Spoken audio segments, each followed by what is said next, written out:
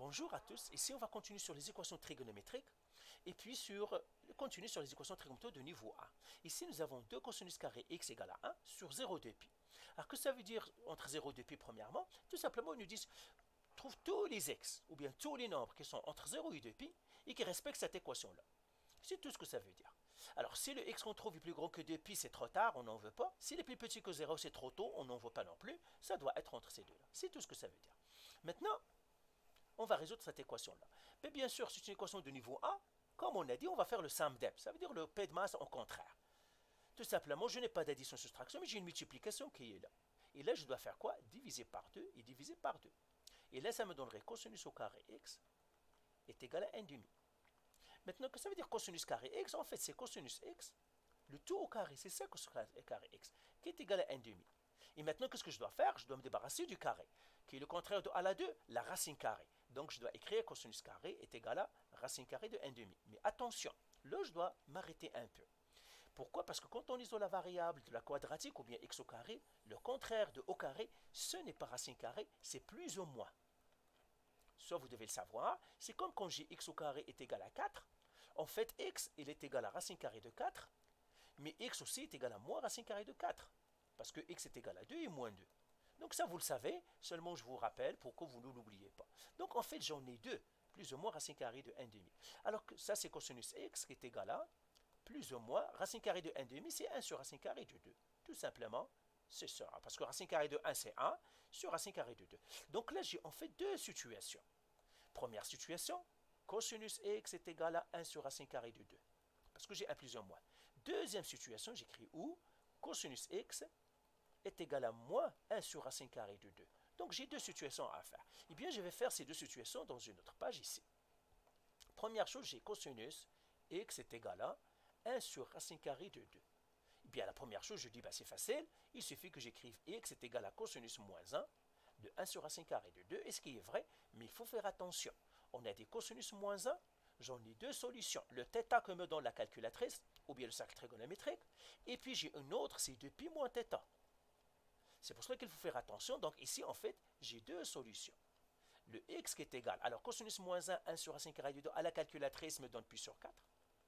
Et l'autre, parce que c'est le cosinus, ça me donnerait x est égal à 2pi moins le pi sur 4. Et ça me donnerait x est égal à 7pi sur 4. Donc voilà, j'en ai trouvé deux. X est égal à pi sur 4 et x est égal à 7pi sur 4. Et bien, c'est ce que je vais mettre ici à côté d'eux. Je mettrai ici, j'en ai 2x. X est égal à pi sur 4. Et j'en ai une autre, x est égal à 7pi sur 4. Et ça, vous le voyez aussi dans votre cercle trigonométrique. Regardez votre cercle trigonométrique, vous allez y trouver. Maintenant, je vais traiter le deuxième cas. Alors, le deuxième cas, cette fois-ci, il y a un moins. Donc, j'ai effacé tout ça. Et au lieu de racine carrée 1 sur racine carrée, c'est moins. Et là encore, j'ai deux situations. Donc, j'ai le x que la calculatrice me donne. Et le x que la calculatrice me donne, c'est x est égal à 3pi sur 4. J'espère que je vais le vérifier encore. C'est tout simplement cosinus moins 1. Je ne vais pas me tromper. Moins 1 sur racine carrée de 2. C'est ça, 3pi sur 4. Et puis j'ai l'autre, où x est égal à 2pi moins 3pi sur 4. Et dans ce cas-là, alors 4 fois 2 c'est 8, moins 3 c'est 5pi sur 4. Ben voilà l'autre x que j'ai. Et bien c'est ce que je vais réécrire ici, pardon, pas ici, mais ici. Celui-là aussi, il me donne deux solutions. Il me donne x est égal à 3pi sur 4. Et l'autre x, c'est 5pi sur 4. Et là, je dois vérifier, est-ce que tous les x ici sont entre 0 et 2pi? Eh bien oui, ils sont tous entre 0 et 2pi. Tout simplement, pour le vérifier, je vois le dénominateur ici, ils sont tous sur 4. Ça aussi, je peux le mettre sous le dénominateur de 4. Donc là, ça va faire par exemple 0, 2pi. Donc, 2pi, si je vais le faire 2pi sur 4, eh bien, ça va faire 8pi sur 4. Donc, c'est 8pi sur 4.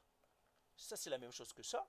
Eh bien, tout le monde est entre plus petit que 8pi sur 4. Ça, c'est 7pi. Donc, tout le monde est entre 0 et 2pi. Ou bien, je peux le vérifier avec la calculatrice. Calculer pi sur 4 à virgule et 2pi, vous allez voir. Donc, maintenant, ma réponse, j'écris réponse. Toutes mes solutions sont entre 0 et 2pi. J'écris maintenant réponse. x est égal à pi sur 4. Alors, qui suit pi sur 4? 3 pi sur 4. Qui suit 3 pi sur 4? 5 pi sur 4. Et le dernier, 7 pi sur 4. Donc, vous voyez, il y a 3 x qui vérifient cette équation. Ça veut dire 3 personnes qui vérifient la même chose. Je peux choisir celui qui m'intéresse dans une situation de problème. Allez, voilà. Allez, bye.